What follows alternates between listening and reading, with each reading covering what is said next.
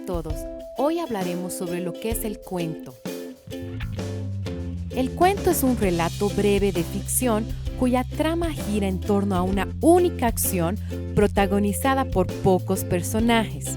Todos conocemos esta historia al ver los personajes, ¿verdad? Una característica sobresaliente de este tipo de texto es que su final suele ser muy sorpresivo. Puede presentarse de forma escrita o ser transmitida oralmente de generación en generación, al igual que las leyendas. Muchos de nosotros tenemos abuelos, abuelas, tíos, tías que nos han contado cuentos antiguos. Incluso hemos visto películas respecto a estos cuentos.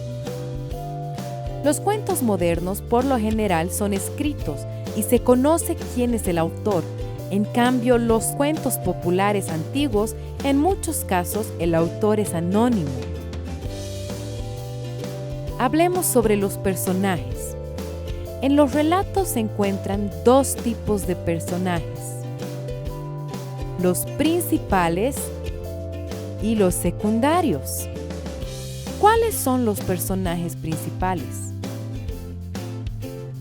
Son aquellos que desempeñan las acciones referidas en el texto y son imprescindibles, o sea, no se pueden intercambiar por otros.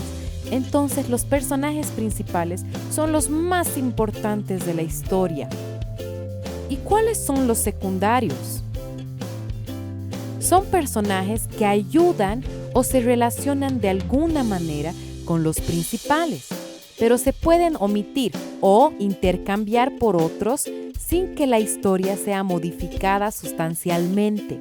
Entonces, estos son los personajes que no son tan importantes.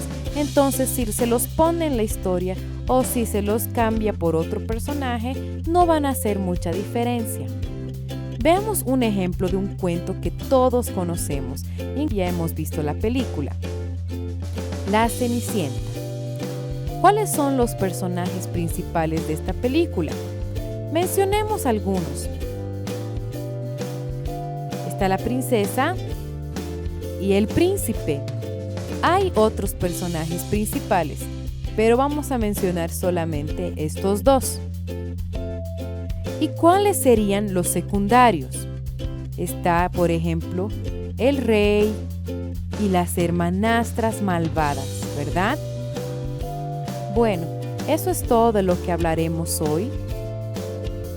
Veamos cuál es la tarea para esta semana. Van a hacer las actividades de la página 53 en su libro. Que tengan un lindo día. ¡Chao!